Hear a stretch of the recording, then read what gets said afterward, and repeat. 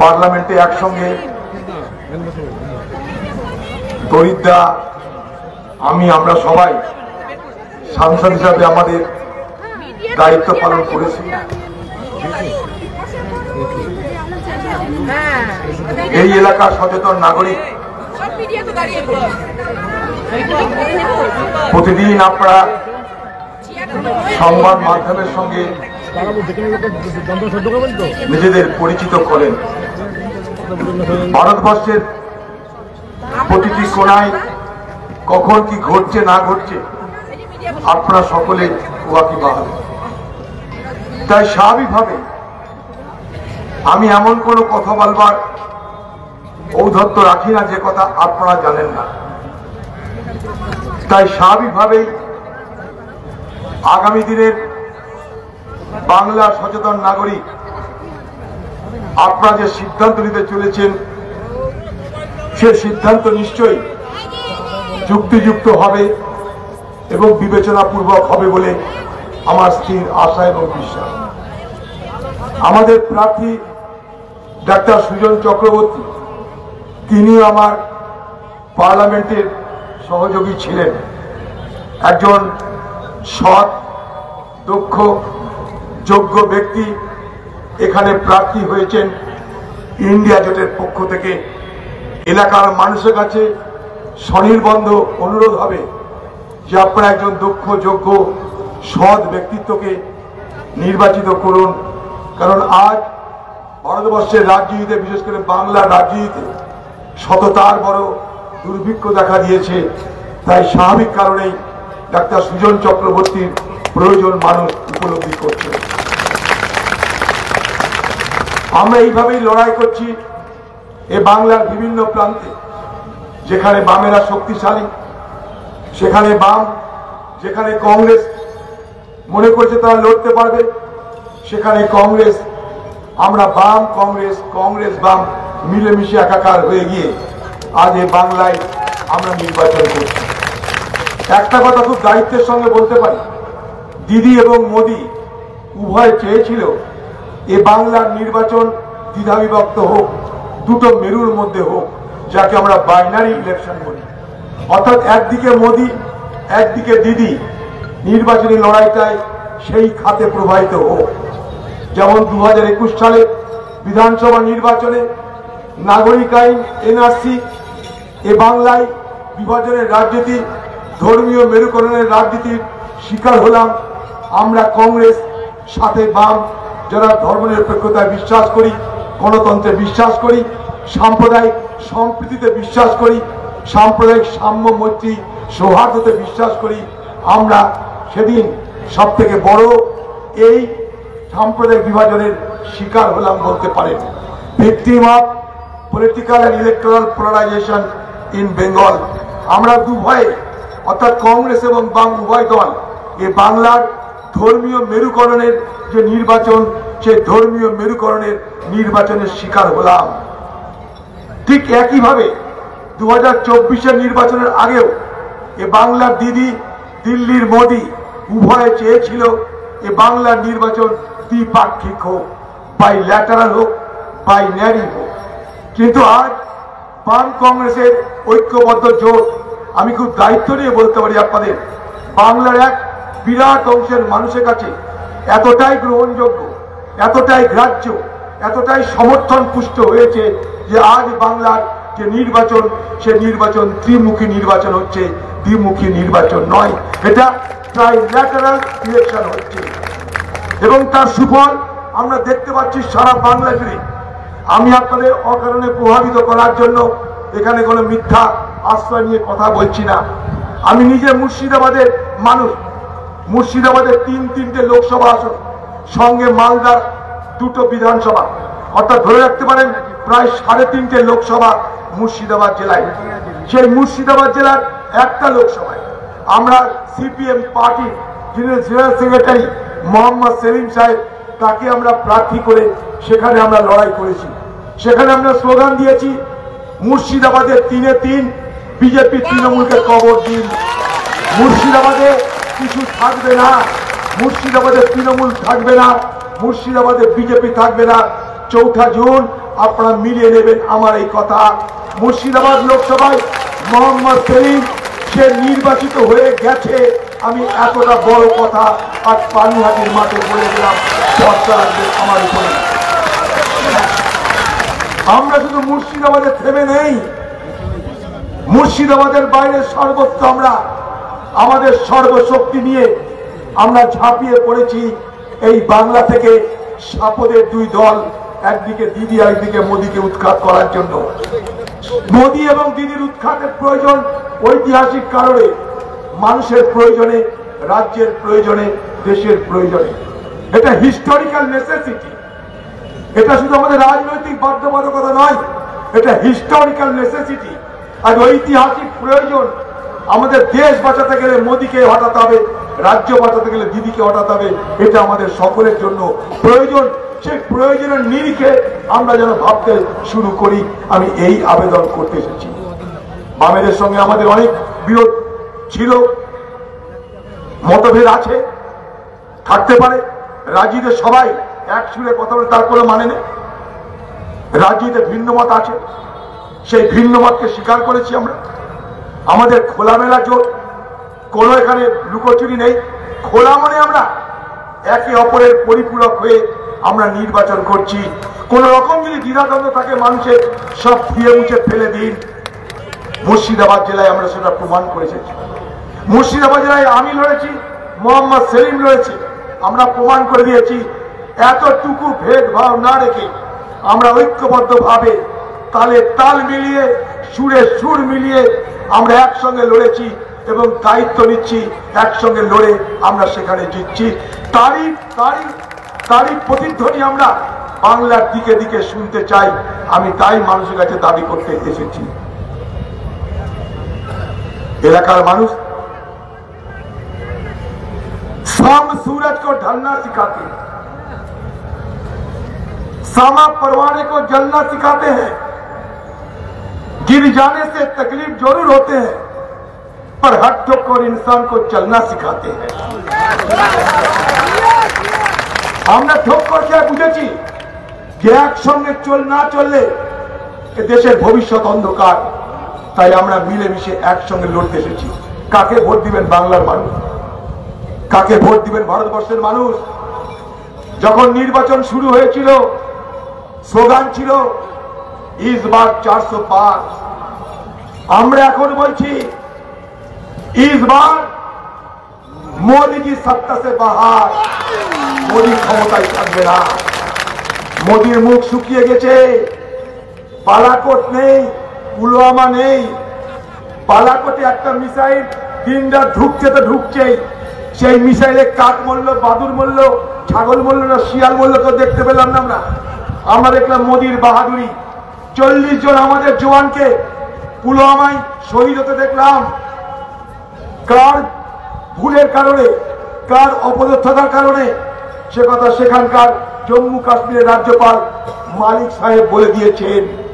সেদিন মালিক সেখানকার রাজ্যপাল ছিলেন, তিনি বলেছেন সকলের সম্মুখে ভারতবর্ষের মানুষের কাছে যে সেদিন পুলওয়ামায় আমাদের 40 জন জওয়ান শহীদ হতো না যদি মোদীর কাছে যে খবর পৌঁছে দিয়েছিলাম সেই খবরকে গুরুত্ব দিয়ে যদি একটু ব্যবস্থা নিত। তাই পুলওয়ামায় আমাদের যারা ফোর্স সেদিন শহীদ হয়েছে তার জন্য দায়ী যদি কেউ হয় তার নাম ভারতবর্ষের বিজেপি সরকার এবং প্রধানমন্ত্রী নরেন্দ্র মোদী। জেনে রাখুন। আমাদেরকে কি বোঝানো হলো ভোটের সময়? গতবার ভোটের সময় কি দেখানো হলো? যে ভারত শক্তিধর দেশ, ভারত পাকিস্তানে ঢুকতে পারে, ঢুকে পাকিস্তানের বালাকোটে মিসাইল রাখতে পারে, সেখানে সন্ত্রাসবাদীদের মারতে পারে, ঘর মে ঘুষকার মারে বাপরে বাপ। কিন্তু আমি পার্লামেন্টটা শেষ হওয়ার সময়, এবার যখন পার্লামেন্টটা শেষ হলো তখন আমি প্রশ্ন করেছিলাম মোদীকে, অমিত শাহকে, যে 5 বছর পার হয়ে গেল, ভোট আসছে, আপনাদের কাছে জানতে চাই বিরোধী দলের পক্ষ থেকে, ভারতবর্ষের মানুষের পক্ষ থেকে বলুন বালাকোটে প্রকৃতপক্ষে কি ঘটনা ঘটেছিল? কতজন সন্ত্রাসবাদীকে সেদিন আমরা মারতে পেরেছিলাম? কতটা সন্ত্রাসবাদীদের ক্ষতি করতে পেরেছিলাম? আমরা জানতে চাই। আমি বলেছিলাম পুলওয়ামার পর বালাকোট, সেই বালাকোটে ভারতবর্ষের সেনাবাহিনীর পক্ষ থেকে নিশ্চয়ই হয়তো মিসাইল সেখানে নিক্ষেপ করা হয়েছিল, কিন্তু তারপর পাকিস্তানের আক্রমণে আমাদের কি হয়েছিল? পাকিস্তানের আক্রমণে আমাদের একটা বিমান ভূপাতিত হয়েছিল, একটা হেলিকপ্টার ভূপাতিত হয়েছিল। সেই হেলিকপ্টারের 6 জন আমাদের সামরিক বাহিনী, যারা ভারতবর্ষের বিমান বাহিনীর অফিসার তারা ছিল। আমরা এটা দেখলাম। কিন্তু সন্ত্রাসবাদী কারা মরল, কিভাবে মরল, তার কোনো হিসাব ভারত সরকার আমাদের দিল না। পৃথিবীর বড় বড় আন্তর্জাতিক সংবাদ সংস্থা তারা বালাকোট পরিদর্শন করলো। বালাকোট পরিদর্শন করবার পর তারা বলল, মোদী যে দাবি করেছে বালাকোটে সেরকম ঘটনার কোনো প্রমাণ পাওয়া যায়নি। আমি তাদের সেই সমস্ত বক্তব্যের তথ্য পার্লামেন্টের সামনে পেশ করে মোদীকে জিজ্ঞেস করেছিলাম, বলুন, অমিত শাহকে জিজ্ঞেস করেছিলাম, বলুন আসল কথা কি। তাই লক্ষ্য করে দেখবেন, এবারের ভোটে আর বালাকোট নেই। এবারের ভোটে আর আজকে দিন আনেবালার গল্প নেই। এবারের ভোটে নোটবন্দির গল্প নেই। এবারের ভোটে কালা ধান উদ্ধার করার গল্প নেই। এবারের ভোটে জিএসটির গল্প নেই। যদি কালা ধান, জিএসটি, নোটবন্দি, লকডাউন যদি প্রকৃত অর্থে ভারতবর্ষের মানুষের প্রকৃত পক্ষে কোনো সুবিধা প্রদান করতে পারত, তাহলে নির্বাচনের সময় মোদির মুখে কুলুপ লাগানো কেন? কোথায় গেল সেদিনের সেই নোটবন্দির পরিণামে আমাদের দুরবস্থার কথা বলা হয়েছিল? ক্ষমতায় আসবো আমরা 2014 সালে। মোদী কথা দিয়েছিল ভারতবর্ষের মানুষকে 2014 সালে ক্ষমতা আসার পর বিদেশ থেকে সব কালো টাকা নিয়ে আসবে, সেই টাকা ভাগ করবে, 15 লাখ টাকা ভাগ পাওয়া যাবে। সে ভাগ কোথায় গেল? আর মোদী সে কথা বলছে না। বলা হলো নোটবন্দি করে ভারতবর্ষে আর কালো টাকার উৎস বন্ধ করে দেওয়া হবে। নোটবন্দি করা হলো, কয়েকশো মানুষের মৃত্যু হলো, হাজার হাজার এমএসএমই সেক্টর বন্ধ হয়ে গেল, লক্ষ লক্ষ মানুষের চাকরি গেল। পরিবর্তে কি দেখলাম আমরা?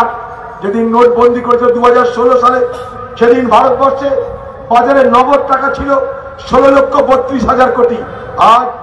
আজ ভারতবর্ষের নগদ টাকা 34 লাখ কোটি। 54 পয়সা নোটবন্দি করে কালো টাকা উদ্ধার হয়নি। অথচ ভারতবর্ষে সমস্ত শিল্প ধ্বংস হয়ে গেল। লকডাউন এ ভারতবর্ষের আরেকটা অভিশাপ। পৃথিবীতে অনেক দেশে লকডাউন হয়েছে, সেখানকার মানুষকে জানিয়ে শুনিয়ে বুঝিয়ে তাদের ব্যবস্থা করে তবে লকডাউন। এখানে মোদির খেয়াল খুশি মতন লকডাউন করে এ ভারতবর্ষের মানুষের জন্য সেদিন এক ভয়ঙ্কর জীবনের তিনি উপহার দিয়েছিলেন। এখন আবার মোদী নতুন ঢপ নিয়েছে। মোদীর এবার নতুন নাটক। একজন সাংবাদিক তাকে জিজ্ঞেস করছে, মোদীজি আপনার এত শক্তি কোথা থেকে হয়, আপনি এত কাজ করেন কি করে? তো মোদী তার উত্তরে বলছে, আমি আমার মায়ের বায়োলজিক্যাল চাইল্ড নই, আমি আমার মায়ের সন্তান নই। তুমি কার সন্তান ভাই? তো বলছে, ডাইরেক্ট আমি উপর থেকে এসেছি, ভগবান আমাকে ডাইরেক্ট পাঠিয়েছে, কোনো ইনডাইরেক্ট রাস্তায় আসেনি। সোজা একদম স্বর্গ থেকে এসে আমি মরতে নেমে আমি ক্ষমতা দখল করতে আরম্ভ করে দিয়েছি। अजीब बात है। वो जन्नत से टपक कर हिंदुस्तान में आया और सारे देश को जहन्नम की तरफ ले जा रहे हैं। ভাবুন তো, ভারতবর্ষের প্রধানমন্ত্রী সে যদি বলে যে আমি আমার মায়ের পুত্র নই, তা কখন বলছে? ওনার উপলব্ধি হয়েছে কখন জানেন? বলছে আমার উপলব্ধিটা আগে ছিল না। উনি নাকি আগে ভাবতেন উনি এই মায়েরই সন্তান। মায়ের মৃত্যুর পর তার উপলব্ধি হয়েছে, না আমি এ মায়ের সন্তান নয়, আমি সিধা ভগবানের গর্ভ থেকে সিধা মরতে চলে এসেছি। এটা যদি একটা ভারতবর্ষের প্রধানমন্ত্রীর কথা হয়, দেশ কোথায় যাচ্ছে বোঝার চেষ্টা করুন। সত্যেন বোসের বাংলা, মেঘনাদ সেনের বাংলা, জগদীশ বোসের বাংলা, ইনভিট্রো ফার্টিলাইজার করেছিলেন সুভাষ ব্যানার্জি, তার বাংলা। বলুন আমরা কোথায় যাব? মোদী আপনি যদি ভগবানের ডাইরেক্ট পুত্র হন, এদেশের বেকারদের চাকরি দিচ্ছেন না কেন? মোদী আপনি ভগবানের ডাইরেক্ট সন্তান, কোভিডের সময় থালা বাজানোর দরকার হলো কেন? থালা বাজিয়ে কোভিড তাড়াচ্ছিলেন, লম্ফ জ্বালিয়ে কোভিড তাড়াচ্ছিলেন, ভারতবর্ষের মানুষকে বুড়বার বানানোর চেষ্টা করেছিলেন, সব ধরা পড়ে গেছে। তাই এই ভারতবর্ষের মানুষ এবার মোদীর সেই মোহমুক্ত, মোদীর মোহ থেকে তাদের মুক্তি ঘটেছে। মানুষের মনে মোদীর মোহমুক্তি ঘটার সঙ্গে সঙ্গে ভারতবর্ষের বিরোধী দলগুলোর এবারে নির্বাচনে ফলাফলে তাদের অনেক ভালো জায়গায় আসবার দৃষ্টান্ত আসছে। পরশুদিন আমাকে দিল্লি থেকে একজন সাংবাদিক ফোন করেছে। দিল্লিতে তাদের সঙ্গে অল্প বিস্তর চেনা আছে। ইনফরমাল কথা হচ্ছিল, কথায় কথায় জিজ্ঞেস করলাম, ভাই তোমরা কোথায় কোথায় ট্যুর করছো? বলছে এই তো গোটা মাস ইউপিতে ছিলাম। আরে ইউপির খবর কি? বলছে যেরকম খবর তোমরা বাইরে পাচ্ছ ইউপিতে মোদির অবস্থা ততটা ভালো নয়। আলম কেন? বলছে राम मंदिर की हवा यहाँ नहीं है, राम मंदिर की हवा गायब हो चुके हैं। उत्तर प्रदेशে राम मंदिर হাওয়া নেই, উত্তর প্রদেশের মোদির হাল বেহাল। যদি মোদির উত্তর প্রদেশে বেহাল হয় তাহলে ভারতবর্ষ জুড়ে মোদির হাল কি হচ্ছে আপনারা সহজেই বুঝতে পারছেন। তাই আগামী দিনে এই ভারতবর্ষে পরিবর্তনের স্পষ্ট ইঙ্গিত আমরা সবাই দেখতে পাচ্ছি। এই পরিবর্তনে শামিল হওয়া ভারতবর্ষ দেশের জন্য প্রয়োজন। এই কারণে দেশটাকে রক্ষা করতে হবে। তাই আমরা কংগ্রেস বাম এক হয়েছি, কারণ দেশ রক্ষা না পেলে পার্টি রক্ষা পাবে না, পার্টি রক্ষা না পেলে ভোট রক্ষা পাবে না, ভোট রক্ষা না পেলে আমরা নির্বাচনে দাঁড়াতে পারবো না, নির্বাচনে দাঁড়ানোর সুযোগ না থাকলে মানুষের ভোট দেওয়ার অধিকার থাকবে না। সবগুলোকে কায়েম করতে চাইছে প্রধানমন্ত্রী নরেন্দ্র মোদী। তাই এলাকার মানুষ, তাই এলাকার সচেতন নাগরিক আপনারা সতর্ক হন। একদিকে মোদী, একদিকে দিদি, এই দুই বিপদের সম্মুখীন আমরা। বলা হয় না যে ডাঙায় বাঘ আর জলে কুমির, বাংলার মানুষের সেই অবস্থা। মোদী আর দিদির এই যৌথ আক্রমণে এ বাংলার মানুষ আজ দিশেহারা। আজকে বলুন তো জিএসটি আমাদের কি লাভ করেছে? এখানকার ব্যবসাদাররা বলুন। এই জিএসটিতে আপনারা শুনলে অবাক হবেন, জিএসটির 60% রোজগার কিভাবে হয় জানেন? ভারতবর্ষের 50% মানুষ জিএসটির 60% তারা মূল্য চোখাচ্ছে। অর্থাৎ ভারতবর্ষের 50% মানুষের কাছ থেকে জিএসটির মোট রোজগারের 60% আদায় হচ্ছে। আর ভারতবর্ষের 10% কর্পোরেটের কাছ থেকে মোট জিএসটির মাত্র 3% আদায় হচ্ছে। আর্থিক বৈষম্যটা কোন জায়গায় গেছে বোঝার চেষ্টা করুন। ভারতবর্ষে আজ চরম আর্থিক বৈষম্য হচ্ছে। ইকোনমিক ডিসপ্যারিটি যাকে বলা হয়, আর্থিক বৈষম্যের শিকারে ভারতবর্ষ। এ ভারতবর্ষের 10% মানুষের হাতে, শুনে রাখুন, এ ভারতবর্ষের মাত্র 10% মানুষের হাতে এ ভারতবর্ষের সম্পদের 65% মজুত হয়েছে। অর্থাৎ আমাদের দেশের সম্পদের 65% মালিক এ ভারতবর্ষের 10% মানুষ। আর এ ভারতবর্ষের 50% গরিব বা সাধারণ মানুষ। তাদের হাতে সম্পদের পরিমাণ জানেন? মাত্র 3%। 10% মানুষের হাতে 65% সম্পদ, 50% মানুষের হাতে 3% সম্পদ। অর্থনৈতিক যে অসাম্য এ কথার দ্বারা স্পষ্ট প্রমাণিত হচ্ছে। আমার আপনার ঘরে ঘরে আজ অভাব বাড়ছে। কোভিডের পর এ ভারতবর্ষে কি হয়েছে জানেন? 84% মানুষের তাদের রোজগার কমে গেছে। 84% মানুষের রোজগার কমেছে। আর ভারতবর্ষের মাত্র 10% মানুষের হাতে রোজগার বেড়েছে। আদানি আম্বানিদের 60% হারে রোজগার বৃদ্ধি পেয়েছে। এই আর্থিক বৈষম্যের শিকার আজ ভারতবর্ষ। পরিণাম কি? 44.5% আজকের শিক্ষিত যুবক তারা বেকার। স্বাধীনতার পর এত বেকার এ ভারতবর্ষে কোনোদিন হয়নি। মোদী তার জবাব দেবে না, দিদি তার জবাব দেবে না। এ বাংলায় 2016 সাল থেকে 2021 সালের মধ্যে 21,521টা কারখানা বন্ধ হয়ে গেছে। এ বাংলায় প্রতি বছর দিদি ঘটা করে বেঙ্গল বিজনেস সামিট করে বিশ্ব বাংলার নামে। এ বাংলায় দিদি বাংলার বেকার যুবকদের ধোঁকা দিচ্ছে। এ বাংলায় বেঙ্গল গ্লোবাল সামিটে দিদির কথা অনুযায়ী শুধুমাত্র গত বছরে বিনিয়োগ হওয়ার কথা 3,76,000 কোটি। প্রত্যেক বছর বিজনেস সামিট হয়, কোটি কোটি টাকা খরচ করা হয় কলকাতার বুকে। সারা পৃথিবীর নাকি সমস্ত শিল্পপতিরা আসে তাদেরকে দেখানোর জন্য, ফুর্তি করানোর জন্য লক্ষ লক্ষ কোটি কোটি টাকা খরচ করা হয়। পরিণাম দিদি বলে কখনো 3 লাখ, কখনো 2.5 লাখ, কখনো 2 লাখ কোটি টাকা নাকি পশ্চিমবঙ্গে বিনিয়োগ হচ্ছে শিল্পের বাণিজ্য। বলুন তো, বাংলার মানুষ একটা শিল্প পশ্চিমবঙ্গের মুখ্যমন্ত্রী মমতা ব্যানার্জির আমলে হয়েছে? একটা শিল্প তৃণমূলের বন্ধুরা মমতা ব্যানার্জির কাছে জেনে এসে বলো, ভোট নেওয়ার আগে একটা শিল্প এ বাংলায় মুখ্যমন্ত্রী মমতা ব্যানার্জির নেতৃত্বে হয়েছে তার রাজত্বকালে? বলুক একটা শিল্প হয়েছে কিনা? হয়নি। শিল্প হয়নি। আজকে পশ্চিমবঙ্গে কত শিল্প আছে জানেন? খুব জোর 9,843 টাকা। চলে যান তামিলনাড়ু, সেখানে কত শিল্প সংস্থা আছে জানেন? 38,000। চলে যান মহারাষ্ট্র, সেখানে শিল্পের সংখ্যা 28,000। এই বাংলায় 9,843। এই বাংলার যুবকরা কোথায় যায়? শিক্ষিত হয়ে বাংলাকে ছেড়ে তাদের চলে যেতে হয়। তাদের যেতে হয় হায়দ্রাবাদ, যেতে হয় ব্যাঙ্গালোর, যেতে হয় পুনে, যেতে হয় মুম্বাই, যেতে হয় দক্ষিণ ভারত। কেন? রুটি নেই, রুচি নেই, কিছু নেই। এ বাংলায় শিল্প স্থাপনের যে শেষ সম্ভাবনা ছিল সিঙ্গুর, সেই সিঙ্গুরকে নিজে হাতে হত্যা করেছে বাংলার মুখ্যমন্ত্রী মমতা ব্যানার্জি। আজকে সিঙ্গুর এখান থেকে চলে গেল, সিঙ্গুর থেকে চলে গেল শিল্প আনন্দে। সেখানে টাটা ব্যবসা করছে মহা আনন্দে, আর আমরা সিঙ্গুরের জমিতে পুঁইশাক ফলানোর ক্ষমতা হারিয়ে ফেলেছি। তাই বাংলার মানুষ দেখুন, এ বাংলায় শিল্পকে হত্যা করেছে যে, তার নাম মমতা ব্যানার্জি। হ্যাঁ, তাই বাংলায় শিল্প হয় না। এ বাংলায় যারা পয়সাওয়ালা, যারা পুঁজিপতি, তারাও বাংলার বাইরে শিল্পে বিনিয়োগ করে, এ বাংলায় করে না। এ বাংলায় করে না। এই বাংলা চলছে কিসে? ধার করে, বাজার থেকে ধার করে চলছে এই বাংলা।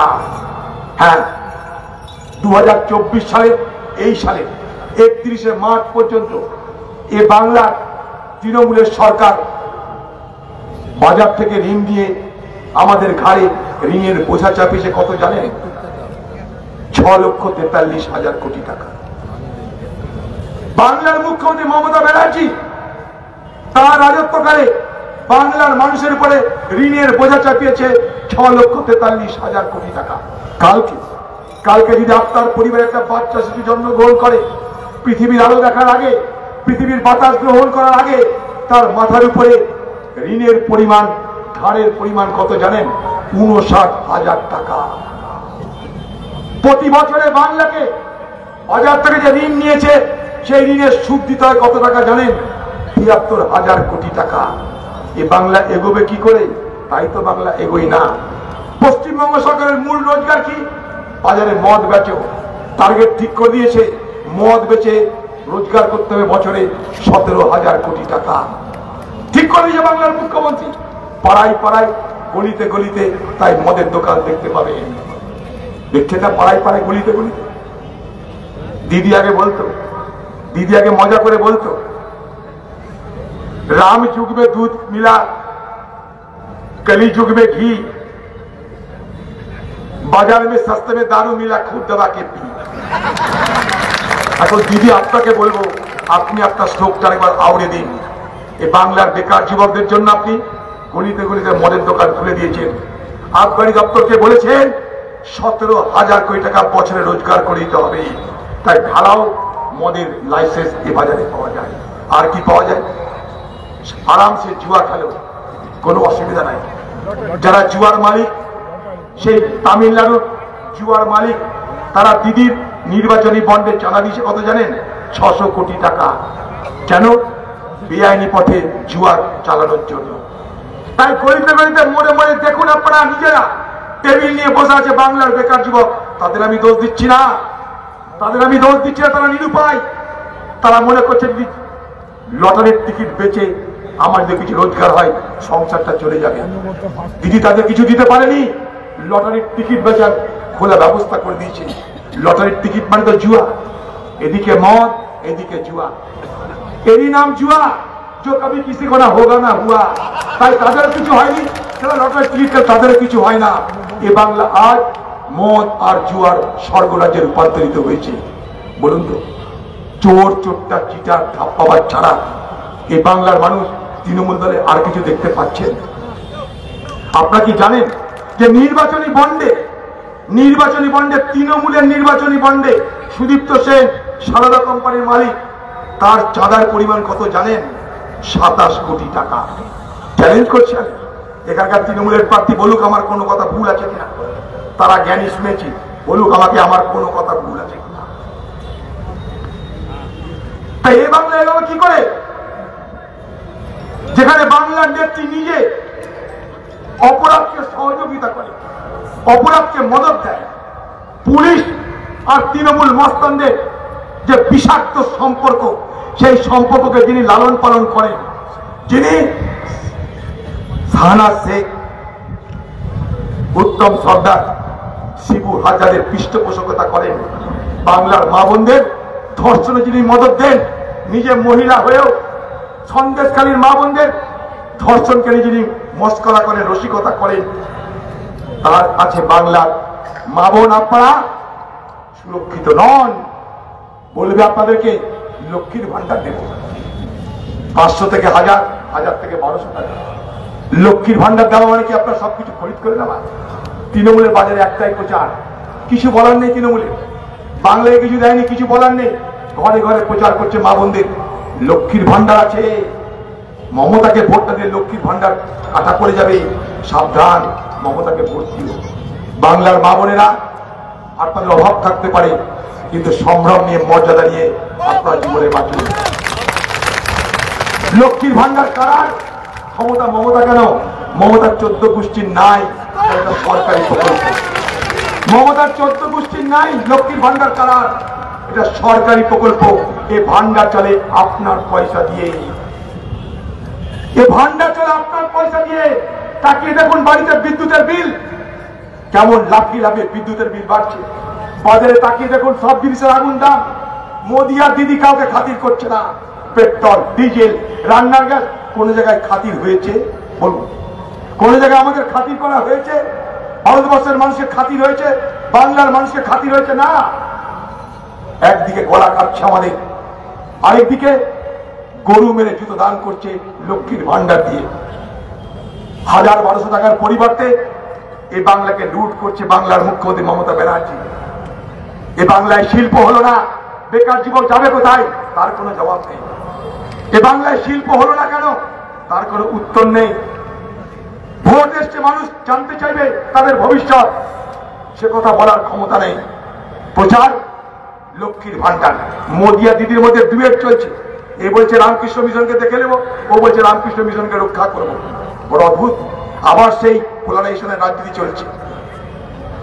রামকৃষ্ণ মিশনকে দেখে নেব বলছে মমতা ব্যানার্জি, খুশি করতে চাইছে ভারত পশ্চিমবঙ্গের মুসলমান সম্প্রদায়। রামকৃষ্ণ মিশনকে রক্ষা করব বলছে মোদি, খুশি করতে চাইছে হিন্দু সম্প্রদায়কে। এ বাংলার মানুষ সাম্প্রদায়িক নয়। মোদি দিদি জেনে নাও, এ বাংলার মানুষ সাম্প্রদায়িক নয়। তাদের জ্ঞান, বুদ্ধি, বিবেক, বিবেচনা বোধ আছে। আগামী লোকসভায় তোমরা টের পেয়ে যাবে। তাই এলাকার মানুষ সতর্ক হয়ে যান। এই নির্বাচন আমাদের কাছে বড় সুযোগ এনে দিয়েছে। তৃণমূল নামক সাপদের দলকে বাংলা থেকে উৎখাত করার প্রয়োজন এসে পড়েছে। এরা বাংলাকে কিছু দিতে পারেনি, বাংলায় কিছু দেবে না। যারা সন্দেশখালীর মা বোনদের নিয়ে রসিকতা করে, যারা বাংলার লুট নিয়ে কথা বলে না, চুরি নিয়ে কথা বলে না, দুর্নীতি সহ বাংলাকে খেয়ে গেছে, বাংলার মুখ্যমন্ত্রী তা নিয়ে কোনো কথা বলতে পারে না, কারণ তার বলার মতন মুখ নেই। তিনি কি করেন? রামের দখল নিতে চাইছে। মোদি বলছে রাম আমার, দিদি বলছে রাম আমারও। তো রামনবমীর দিন কি দেখলাম? মোদির রামনবমীর মিছিল বার হচ্ছে, দিদি বলছে হাম কিসি সে কম নেই, আমি একটা রামনবমীর মিছিল বার করে দিলাম। দিদি দলের লোকরা বলছে রাম কি শুধু মোদির? রাম তো আমাদেরও। আরে রাম সকলে, আমরা তো সেটাই জানি। এখন মোদি আর দিদি রামকে ভাগ করে নিয়েছে। রামের ভাগ একদিকে, মোদি একদিকে, দিদি বাকি কারোর ভাগ নাই। তাই পার্লামেন্টে বলেছিলাম, जब मुल्ला को मस्जिद में राम नजर आए, जब पुजारी को मंदिर में रहमान नजर आए, दुनिया की सूरत बदल जाएगी जब इंसान को इंसान में इंसान नजर आए। আজকে ভারতবর্ষের মানুষের মধ্যে হিন্দু খোঁজা হয়, মানুষের মধ্যে মুসলমান খোঁজা হয়, মানুষের মধ্যে মানুষ খোঁজার দিন আর শেষ করে দিয়েছে মোদি আর বাংলার দিদি। তাই এই ভারতবর্ষের এই দুরবস্থা। তাই এ বাংলার এই দুরবস্থা। এখান থেকে বাংলাকে বার করে আনতে হবে। আমাদের দায়িত্ব বাংলাকে উদ্ধার করা। আমরা শুরু করেছি এই 2024-এর এই নির্বাচন পশ্চিমবঙ্গ থেকে তৃণমূলকে উৎখাতের সেমিফাইনাল, 2026-এর ফাইনাল ম্যাচে তৃণমূলকে ধাক্কা দিয়ে এ বাংলার মস্ত পেটে তৃণমূলকে উৎখাত করে তবে আমরা বিশ্রাম নেব এলাকার মানুষ। এটাই কংগ্রেস এবং বামের যৌথ প্রতিশ্রুতি বাংলার মানুষকে। এ বাংলার সন্ত্রাস, এ বাংলার রাহাজানি, এ বাংলার ধর্ষণ, এ বাংলার লুট সব কিছু থেকে বাংলাকে উদ্ধার করার পবিত্র দায়িত্ব নিয়ে আমরা আজকে সংঘর্ষের পথে নেমেছি। হাতুড়ি ছিল, সেই হাতুড়িতে আবার হাত পড়েছে। সেই হাতে হাতুড়ির বাড়ি বড় জবরদস্ত হবে। দিদি ভাই, মোদির পা ধরে বাঁচার চেষ্টা করো না, পারবে না। ইন্ডিয়া জোটের সঙ্গে গদ্দারি করে, ইন্ডিয়া জোটের সঙ্গে গদ্দারি করে মোদিকে খাতির করবার চেষ্টা করো না, লাভ হবে না। ভারতবর্ষে যে পরিবর্তন আসন্ন, তার সব থেকে বড় প্রমাণ কি জানেন? বাংলার হাওয়া মোড়ক মমতা ব্যানার্জি আগে ভাগে বুঝে নিয়েছে। তাই আগে ভাগে এখন সুর পাল্টে দিয়েছে, গীত পাল্টে দিয়েছে। গীত পাল্টে দিয়ে বলছে ইন্ডিয়া জোট আসছে ক্ষমতায়, আমি তাকে সমর্থন করব। বাংলা একটা কথা আছে না, मैं कमली को छोड़ना चाहता लेकिन कमली मुझे छोड़ना नहीं चाहता। এ বাংলা তৃণমূলের নেতৃত্ব তাই অবস্থা হয়েছে। ইন্ডিয়া জোট কিছু বলেনি, ঘুরে ফিরে বলছে আমি ইন্ডিয়া জোটের সঙ্গে। তাই ইন্ডিয়া জোট তুমি যদি সঙ্গী হয় প্রকৃত, তাহলে এই সময় তোমার কাছে আমার আবেদন, ডাক্তার সুজন চক্রবর্তী সে ইন্ডিয়া জোটের প্রার্থী, তোমার তৃণমূলকে বলো ডাক্তার সুজন চক্রবর্তীকে এই এলাকার মানুষ আপনার সিদ্ধান্ত নিন। আগামী দিনে সিদ্ধান্ত নিন। একজন সৎ, দক্ষ, যোগ্য ব্যক্তিত্ব, সাংসদ হিসাবে তার খ্যাতি আছে। এলাকার সব মানুষ তাকে চেনে জানে, টিভিতে তার মুখ দেখতে পান, তার বক্তব্য শোনে। আজকে তাই তার জন্য আপনাদের কাছে আবেদন করতে এসেছি, তার জন্য আপনাদের কাছে আশীর্বাদ দোয়া চাইতে এসেছি। ডাক্তার সুজন চক্রবর্তীকে আগামী নির্বাচনে সহযোগিতা করে তাকে নির্বাচিত করে এ বাংলাকে উদ্ধারের ক্ষেত্রে আপনারা আপনাদের যোগ্য অবদান, আপনাদের যথাযোগ্য অবদান রাখবেন এই আশা নিয়ে গুরুজনদের আমার প্রণাম, মায়েদের আমার শ্রদ্ধা, ছোট ছোট ভাই বোনদের স্নেহ ভালোবাসা, সকলকে আমার শ্রদ্ধা সালাম জানিয়ে বক্তব্য শেষ করছি। জয় হিন্দ, বন্দে মাতরম।